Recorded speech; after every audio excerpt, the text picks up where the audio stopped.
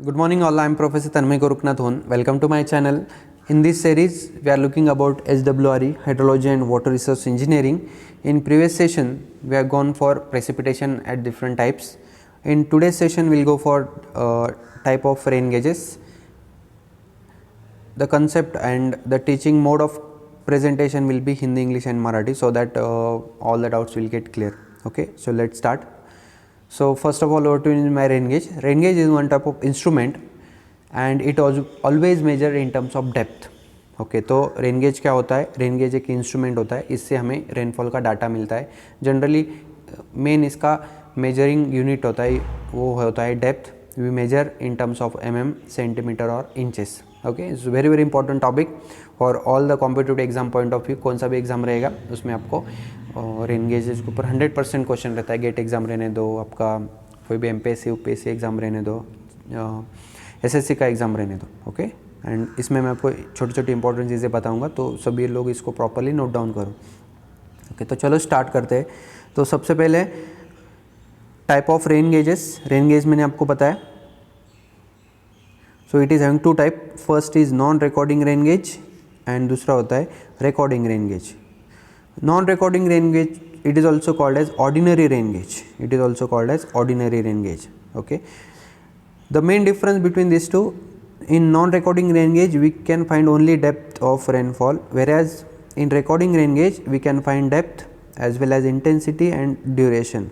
Okay, so this is the advantage. There are two type of non-recording rain gauges. One is Simon rain gauge and second is IMD standard rain gauge. Okay, one by one will look. आगे video में हम एक एक करके देखेंगे, no doubt. उसको बस आप नोट डाउन करते जाओ. एंड रिकॉर्डिंग में there are 3 type. One is tipping type, tipping bucket type, weighing bucket type and float type, और it is also called as natural siphon type. Okay, तो एक एक चीज़ हम देखेंगे. तो चलो फर्स्ट ऑफ ऑल स्टार्ट करते हैं your non recording rain gauge. First of all it Simon rain gauge. Okay, so Simon has invented this rain gauge. It is one type of cylindrical, एक cylindrical vessel होता है. हाँ, सबसे पहले आपको एक चीज़ बता देना चाहता हूँ कि ये अर्ली मॉर्निंग डेली 8:30 AM को इसका रीडिंग लेते हैं, तो ये आपको पता होना चाहिए, ये टाइम इंपॉर्टेंट है. Okay, and generally it is used in India only. Accuracy of 0.1 mm. It having capacity of 10 centimetre. Okay, so इसका जो डायमीटर होता है, एग्जाम में ये पूछते हैं, सो 127 mm रहेगा, और इट इज़ ऑल्सो 12.7 mm और 5 इंचेस, 1-2 mm वैरी होता है. देन नेक्स्ट वन इज़, ये इंपॉर्टेंट है, ग्राउंड लेवल से इसका टॉप 305 mm पे होना चाहिए, नीचे कितना भी रहने दो. And this a concrete block के ऊपर इसको रेस्ट करते हैं. 600 by 600 by 600 mm length, width and depth. Okay, तो क्या होता है, पहले आपको फनेल से पानी बॉटल के अंदर आ जाएगा. This is a collecting bottle and इसके ऊपर ऐसे मार्किंग रहता है. You directly get the reading so that आपको पता चलेगा इतने डेप्थ का रेनफॉल हुआ है. Okay, so this one type of glass material is used having 7.5 to 12 centimetre capacity, not capacity, it's size, diameter of the glass tube. Then second one is, yeah, you can see some pictorial view. This is your siphon rain gauge capacity. One more important point I would like to share. Before 1969 we used Simon rain gauge. After on we have invented, India has invented its own standard rain gauge. So उसको हम बोलते हैं IMD, Indian Meteorological Department Standard Rain Gauge. Okay, it is updated version of Simon rain gauge. इसका थोड़ा updated version है. And इसका जो glass का मटेरियल है वो चेंज हुआ है. मतलब साइमन में इट वाज ग्लास, यहाँ पे glass reinforce fibre was used. बाकी सब चीज़ें ऑलमोस्ट सेम ही है, तो आपको ये चीज़ें ध्यान में रखनी है. Okay, so this are non recording rain gauges. Now moving towards very very important top type, that is a recording rain gauge. So the difference I have mention already. Recording rain gauges में हमें depth मिलता है, intensity मिलती है, duration मिलता है, ज़्यादा data मिलता है, इसलिए हम ये जनरली यूज करते हैं. So there are 3 type of rain gauges. First of all, we will go for tipping bucket type of rain gauge. So you can see here, this cylindrical vessel having 30.5 cm. Okay, and यहाँ पे funnel रहेगा. Funnel के arrangement से यहाँ पे एक tipping bucket का arrangement होता है. So this type of arrangement is there. तो फनेल से ऐसा पानी ये बकेट के अंदर आएगा. It has a capacity of 0.25 mm depth. इतने डेप्थ का पानी अगर फिल होगा तो ये बकेट ऑलरेडी नीचे जाएगा काउंटर बैलेंस से एंड दूसरा बकेट इसकी पोजीशन लेगी. ओके, तो ये अरेंजमेंट रहता है. तो ये पोर्शन में हमें ऑलरेडी क्या मिलेगा, हमें इंटेंसिटी एंड ड्यूरेशन मिलता है. एंड नीचे जो पानी कलेक्ट होगा जार में, here will get depth. So like this way tipping bucket का कंसेप्ट चलता है. एंड यहाँ पे ग्राफिकल रिप्रेजेंटेशन से आपको इसका जो मास कर्व मिलता है. Okay, generally it is use in heavy rainfall area, mostly hilly areas में इसको यूज़ करते हैं. एंड इसका जो मास कर्व होता है इसे स्टेप मास कर्व मिलता है. So these are important thing in exam they में आस्क. तो मास कर्व कैसा होता है, it is a step type. ये इंपॉर्टेंट क्वेश्चन आ सकता है. बकेट का कैपेसिटी कितना होता है, दैट इज़ 0.25 mm डेप्थ. इतना बकेट का कैपेसिटी होता है ये यहाँ पे टिपिंग बकेट का. टॉप का डायमीटर होता है 30.5 सेंटीमीटर और 305 mm.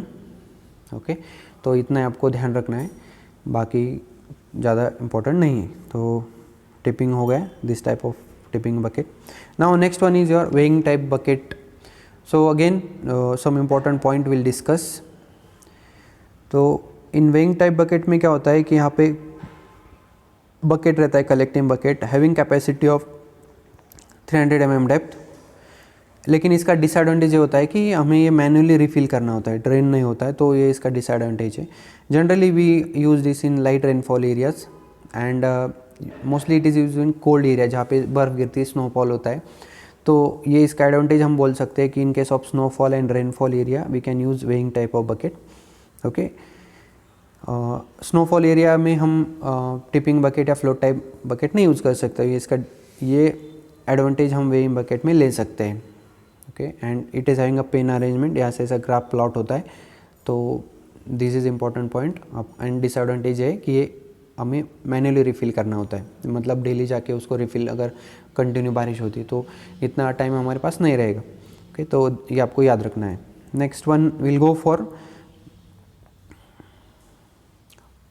float recording gauge, or it is also called as your natural siphon type rain gauge. very very important. Generally India में हम ये यूज़ करते हैं. मतलब आपको ऐसा क्वेश्चन आएगा, as per Indian standard which rain gauge is recommended, so you have to use float type rain gauge. So this important question. So इसका कंसेप्ट देखते हैं. फर्स्ट ऑफ ऑल यहाँ फनेल से पानी यहाँ पे नीचे आएगा एंड दिस फ्लोट अरेंजमेंट रहता है.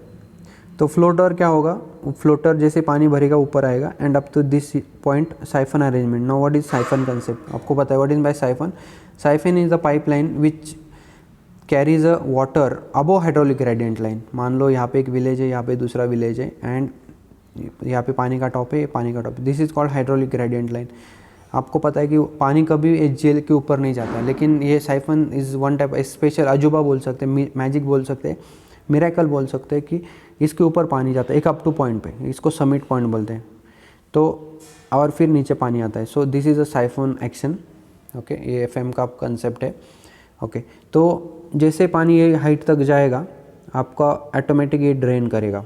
ओके, सो जो वेइंग बकेट का डिसएडवांटेज का इसमें वो उसको कवर किया है, तो ये इसीलिए हम ये जनरली यूज़ करते हैं. Then most important point is यहाँ पे आपको जो मास कर्व मिलेगा, the mass curve is somewhat like this. ऐसे आपको एम्प्टी, जैसे पानी बढ़ेगा डेप्थ होगा एंड अगेन एम्प्टी होगा तो स्ट्रेट लाइन आएगा. सो ऐसा मास कर्व आपको मिलेगा. इसका डिसएडवांटेज है कि we can not use in snowfall area, ये इंपॉर्टेंट पॉइंट है. एंड मोस्टली बाकी ये छोड़ के बाकी कहाँ पे आप यूज़ कर सकते हो, वेरी वेरी इंपॉर्टेंट पॉइंट. यहाँ पे एक ड्रम रहता है, रोटेटिंग ड्रम रहेगा एंड यहाँ पे पेन अरेंजमेंट रहता है. तो आपको इंटेंसिटी एंड ड्यूरेशन का प्लॉट अरेंजमेंट इससे डायरेक्टली मिलता है.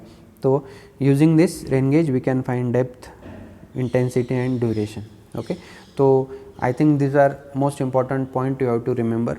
बाकी ज़्यादा कुछ याद रखना नहीं है, तो हम इसको एक बार रिकॉल करते हैं. तो फर्स्ट ऑफ ऑल आपको रिवाइज करता हूँ. First is non recording rain gauge and recording rain gauge. Non recording में क्या होगा, Symon rain gauge and IMD rain gauge.